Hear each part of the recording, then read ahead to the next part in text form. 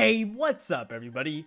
Welcome back to the video with the Roshank Redemption, and today I'm bringing you guys my live reaction to Tokyo Ghoul Raid Chapter 59. And guys, I've been having Tokyo Ghoul withdrawal lately. It's literally been like 2 weeks. I think it's been over 2 weeks actually since the last chapter came out, and I've just been suffering to no end. I'm sick. I'm sick from a lack of reading Tokyo Ghoul, so let's go ahead and cure that right now. And by the way, I'm sorry that this live reaction is out a little bit late. The chapter came out in the morning, I think, but unfortunately I had work from 9 to 5, so I'm sorry about that, guys. It won't be happening in the future though, because I am a college student most of the time, and I'm just working over winter break. So anyways, let's go ahead and start here with page 1. The sound of refined brushstrokes echoes throughout the chateau. Okay, interesting line there. And there appears to be someone painting. By the way, the title of the chapter is Neil. I have no idea what that's referring to yet, but I'm interested to see. Tokyo Ghoul chapter titles in general are very vague, but I really do feel like they're very deep, and you have to look at the chapter for a while before you actually understand them. Half a year has passed since the Rosewald suppression. The CCG has begun dedicating all its efforts to the complete extermination of Aogiri Tree. So looks like we have yet another time skip here. Lots of time skips in this manga, which I think is pretty cool. You get to see characters develop over time. I'm personally a huge fan of time skips. Anyways, Yonebashi, please keep it together. Yesterday's beeful is really biting me in the butt right now. That's hilarious. I've exterminated 2 of them. Are these new characters? I have not seen these characters before, I don't think. Unless I am missing something. Weak, Ginny, I've taken 3. Aura, I smell someone coming from behind. Is that her name? That's a very strange name, if so. Or his. I can't tell if that's a guy or a girl. Ure and the Q squad, fresh with the arrival of several new members, yes, these are new characters, I guess that's confirmation there, are also attending to the operation. Okay. It's great to see Ure in action as a squad leader. He definitely does deserve to be the squad leader now. Yes, Captain Ure. Aogiri reinforcements approaching. Holy crap, Psycho looks sick. She looks epic. Hoi, yes sir. Yonebashi. I think I read that in the wrong order, but nonetheless. Holy crap, somebody just got cut in half. But then again, it's Tokyo Ghoul, so that happens like every chapter. Heave ho. Gya! Kahi! Welcome to Roshank Redemption, home of the worst sound effects you'll ever hear. Splendid as always, Miss Psycho. Look up to me and grow big and strong, my dear Hije. Okay, I'm still not yet familiar with these characters. It'll probably take me a while to get their names down, so I'm very sorry about that. Ure, I see him. Sheesh. Whoa, whoa, whoa! Whoa, somebody just got wrecked. Is that Ure's Kagane? Oh, that's a Kinkei. Holy, rated SS Kinkei. That is pretty strong, I gotta say. Wow, good work, Ure. Ginkui. So cool. Squad leader Ure is so damn hot. Of course. Of course, Ishida includes a character like this in the Q squad. As a result of the CCG's feverish crackdown, Aogiri began reducing the scale of their operations. Do me a favor and come to the report meeting. Shao, you take care of the report itself. And what should I do, squad leader? Hijamaru, you massage Yonebashi's shoulder for or something. That's hilarious. Massage. That's right, massage. By the way, I have not seen Mutsuki yet, which is kind of worrying me. I really hope Mutsuki didn't get moved to another squad or something. It would be very strange if Mutsuki were moved to another squad, because Mutsuki is, of course, basically half ghoul, so for Mutsuki to not be in the Q squad would just be a little bit weird. But nonetheless, the matter of utmost importance to the current CCG is finding and exterminating the Aogiri's leader, the One-Eyed Owl. Good luck with that. Oh no, it's this asshole. Excellent. Matsuri Washu special class. We've managed to crush almost all of the hideaways in the 23rd ward.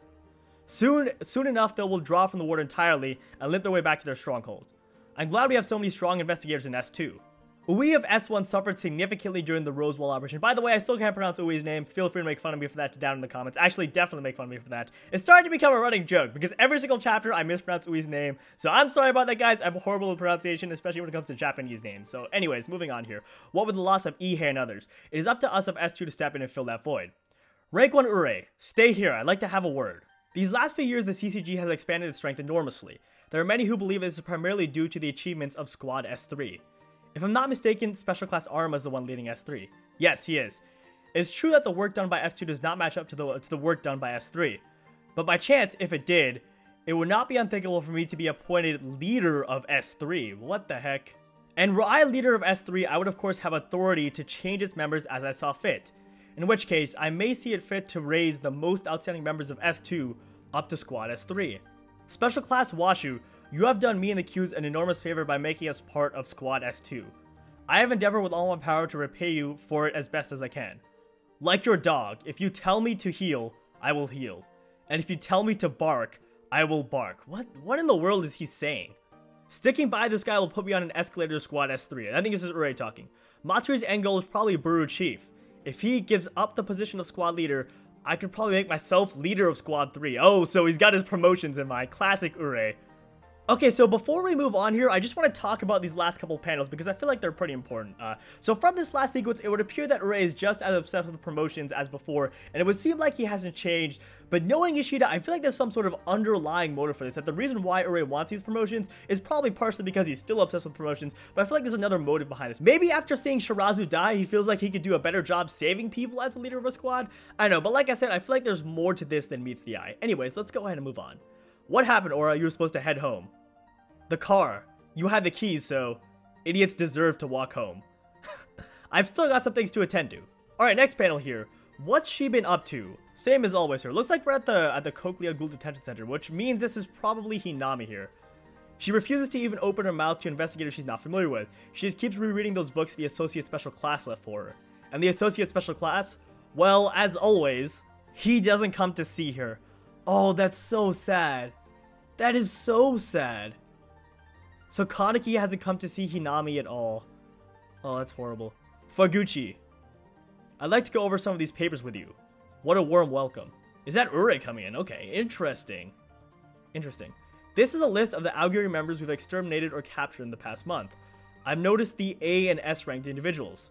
Number 2 and number 5. I don't know them. New additions, eh?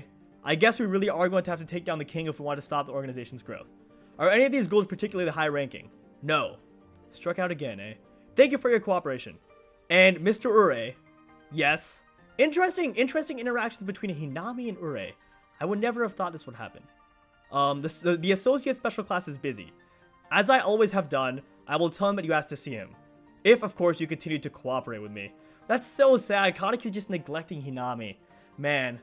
So, I think this is pretty much evidence that Kaneki has gotten a lot colder. Like, a lot colder. That look in Hinami's eyes is just so sad. I mean, I'm not necessarily a Hinami fan. I don't like her. I don't hate her either. There's some people who just absolutely shit on her character. I'm not with those people. I wouldn't say I'm a huge fan of her either. But nonetheless, this is pretty sad. This is pretty freaking sad. I guess Faguchi really does think that Sasaki will give her some sort of special treatment. How sad. With the way he's now, I'm pretty sure he'd give her no such warmth. But still, I shouldn't call her another cruel. Going to visit a ghoul that's been scheduled for disposal. Oh, crap. No, don't... Okay. Don't kill off Hinami, Ishida. I don't think he's gonna kill her off like this. I wouldn't be surprised if he killed off Hinami, but I don't think he's gonna kill her off in a detention center just rotting away. If he did, that would just be so sad. That would be horrible. Damn it, man. This manga always makes me feel so sad. Like, it's so depressing. But that's one of the reasons why I love it. Just because it's so emotional and so sad. It's gotten really cold. I wonder how much longer Miss Takatsuki is going to be. Oh, that's Takatsuki's manager, huh? Been a while since we've seen him. There he is, indeed. Are you Mr. Shiono? We're from the CCG, is Miss Takatsuki. Oh, so it looks like Kaneki is hunting down Eto? I suppose it's not surprising. Is that Furuta? Whoa, whoa, whoa, whoa, whoa. That is Furuta. What is he doing with Kaneki? What? Okay, Kaneki, I'm sure Kaneki knows that that is Sota. I'm sure Kaneki at this point knows that that is Sota, and that he knows that this guy is partially, at least, responsible for all the bad crap that's happened to him. So why is he with Sota? I do not understand. Okay, well, this is really interesting. Okay, so I recently put out a theory that Kaneki would potentially be joining the clowns after the previous arc, which obviously that didn't pan out, and at this point, I don't think it's going to pan out, but this is very strange. It's very strange that Kaneki is associating himself, A, with Sota, and B, with a person who's a member of the clowns. That is Furuta, and I'm not just seeing things, right? What in the world? Okay, well, that is a very strange way to end things off. Are they partners now? I'm shocked. I am absolutely shocked. I don't really know what to say. This is the last thing I thought would happen. I mean, Kaneki going after Eto makes sense, but Furuta being there does not make any sense. Well, alright guys, I'm gonna go ahead and give the chapter a second look, and then I'll come back to you guys with a short analysis. I'm still a little bit shell-shocked by the last panel, but nonetheless, see you guys in a second. Hey guys, I am back, and we actually have a lot of things to talk about. This wasn't really a combat-heavy chapter, but a lot of stuff happened. And let's go ahead and start with the Q squad here, because the Qs have added 3 new members. And I'm gonna go ahead and say straight out, I like all of them so far, especially Hijimaru. I think that's his or her name. I can't actually tell if that's a guy or a girl, which is very embarrassing, but nonetheless, Hijimaru is pretty cool. I'm pretty sure it's a girl, because she said squad leader Ure is so damn hot, so it'd be very strange if Hijimaru were a guy. Nonetheless, I like all of them. They all seem to be pretty cool so far. They all seem to be nice additions. And of course, Psycho is the same as ever, eating too much, also being a badass. It looks like she's gotten stronger for sure.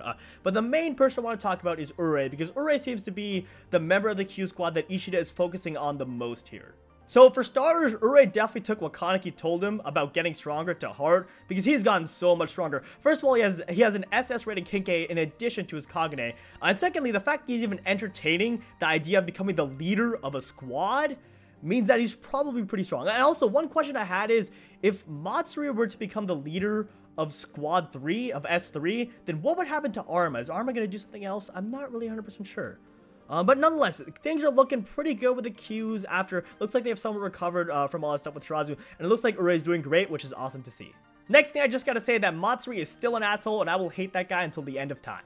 Alright, well, moving on to something a little bit more serious here, let's go ahead and talk about Hinami, because we absolutely need to address that in this chapter. So things are not at all looking good for her. It looks like she's actually just gonna die in prison, or she's gonna be disposed of at some point, which is not great. I don't actually think Ishida is going to kill her off that way. I wouldn't be surprised if Ishida did kill Hinami off, just because it is Tokyo Ghoul. But I think if she's going to be killed off, it's going to be in combat somehow. So I don't think she's going to die this way, but I wouldn't be surprised if she died at some point. So my prediction is that she's somehow going to find a way to break out at some point, or maybe Kaneki will come back and free her. Although with the way Kaneki's personality has been lately, I'm not sure if that's going to happen. Also, it's just incredibly tragic what's happening to her. The looks on her face in this chapter were just completely bleak, just completely full of despair. With all the stuff she's gone through in her life, I mean, like I said, I'm not necessarily a fan of her character, but I do feel really bad for her, so poor Hinami. Also, that begs the question, what is Kaneki gonna do if and when he meets up with Toka in this state? Because that would be bad. If he is neglecting Hinami this much, I can't imagine what he would do to Toka, so really scary thoughts, guys.